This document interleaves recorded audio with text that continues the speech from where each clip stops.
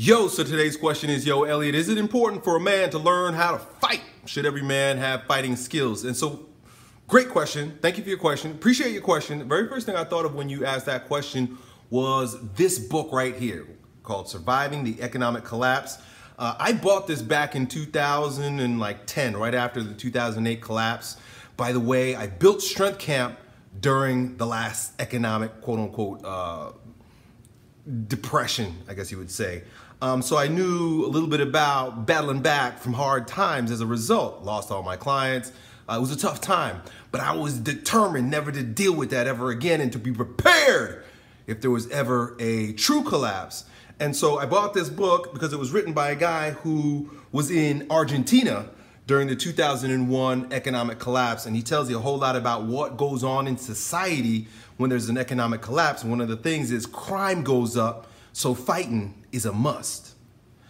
And so in this book, he talks about a lot of things that I took to heart in terms of being self-sufficient, how to trade and barter if there's an economic collapse, how to set up your home with surveillance and protection. A lot of like practical things to do in order to avoid the crime. That was his main thing. The main thing that he pointed out in this book, the author's name is Fernando Aguirre, was that, yeah, you can protect yourself, protect your money, protect your stuff, but the main thing is you got to learn how to protect yourself. He says, because crime goes through the roof, and you could just imagine, right? Like if there's an economic collapse, right? Let's say this pandemic causes people not to go back to work for at least another month, 2 months, 3 months. People are going to start starving. People are going to suffer. People are going to need to put food on the table, and people are going to get desperate. You know what they do when they get desperate? They come knocking at your door. Give me something. And if you ain't going to give me something, I'm going to barge in, or I'm going to come in. Or if you're walking down the street, I don't know if you can walk down the street now, but if it so happens, you know, they're looking for people that they can rob and take things from, so that they can, you know people when times are tough. And so when times are tough, like even the nicest guy, just think about it, like the nicest guy, he's a great guy, man. I don't know what happened to him. Yeah, but he couldn't feed his family, so now he's a bad guy and he's gonna rob you in your street, you know, so shit happens. You got to recognize it. You got to be real about it, right? I think a lot of us those of us who are living in our real comfortable Western societies, who we haven't seen any toughness in a long time, are going to be and could be potentially in for a rude awakening. And one of the things that you got to recognize in these countries that have collapsed due to corruption and economic situations, whatever the case may be, is that people are desperate, and and even though you may believe that everybody is good in their heart, right? Everybody is a good person. It's not even about that. It's about dog eat dog, right? And it's a wake-up call, right? For all these people who think that life is all hunky-dory and everybody's got honey in their teeth, all sweet. Shit ain't sweet. And so being pragmatic, being practical, thinking about this shit, preparing for this shit is not a bad idea, right? And anyway, so I got this book, not necessarily knowing exactly what he's going to talk about. It just had a lot of good reviews. Half the damn book is about how to protect yourself. So I'm going to talk to you a little bit about that, because when you ask that question, should a man know how to fight? Really what you're asking is, should a man know how to protect himself? And hell yeah, a man needs to know how to protect himself. A few of the things that he wants you to understand before he even gets into like what fighting style and what guns to get is that the best way to win a fight is to avoid a fight. So you got to develop your situational awareness, right? This is something that like most of us, including myself, never really needed to develop, right? I didn't grow up in the hood. I didn't grow up where there was a lot of crime. And so I kind of just like walk out my door and do whatever I want to do. And I just kind of like a little arrogant and a little ignorant in a lot of ways, right? You don't like look over your shoulder if you're walking down a dark alley or if you're parking in a parking lot. It gives you all these kinds of pieces of advice on situational awareness, right? Like don't go out by yourself at certain times. Don't wear certain things. Stop wearing jewelry. These are ways to avoid a fight.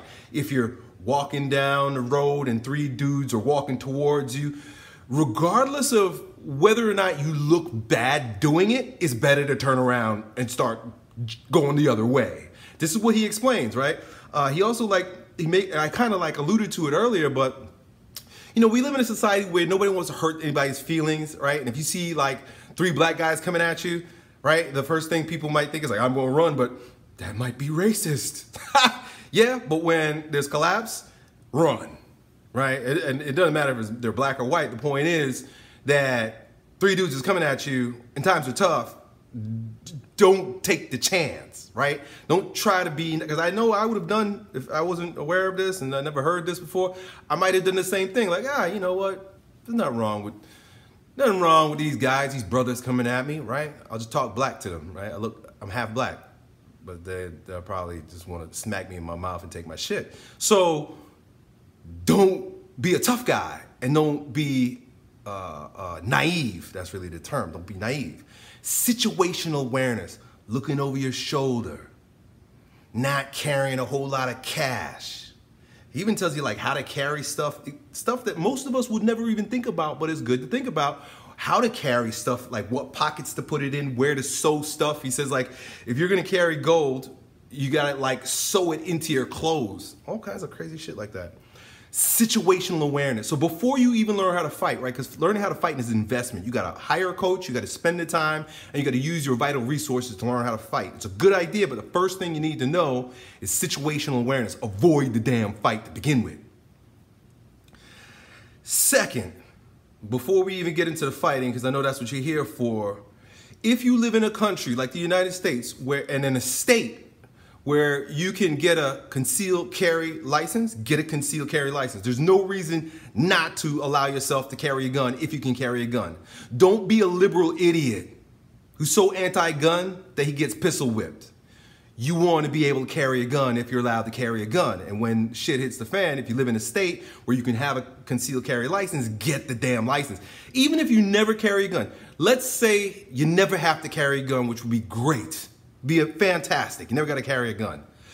But if you need to, you want to know that at least you're doing it lawfully, right? Because when the crime goes up, one of the things is corruption goes up, and corruption happens with the cops, right? Oh, actually you got a piece there. You got a license for that? No. And he wants like, you know, give me some cash and I'll let you go. So you want to make sure, and you don't want to go to jail. Get a concealed carry license and learn how to use it. Take a class. I took a class when I first moved down to Florida, because I went from New York to Florida. I went from, you know, liberal guilt down to Southern rebel. And so down here, I realized, oh shit, everybody's got a gun. So I decided to get a gun myself. I got a couple guns now. I'm a Southern badass. But I took a class because I didn't know anything about it. I never shot a gun. Did you know that like, back in like the 1950s and shit, they used to teach kids how to shoot guns in school. There was a time when there was a sense of pride that was associated with knowing how to shoot a gun.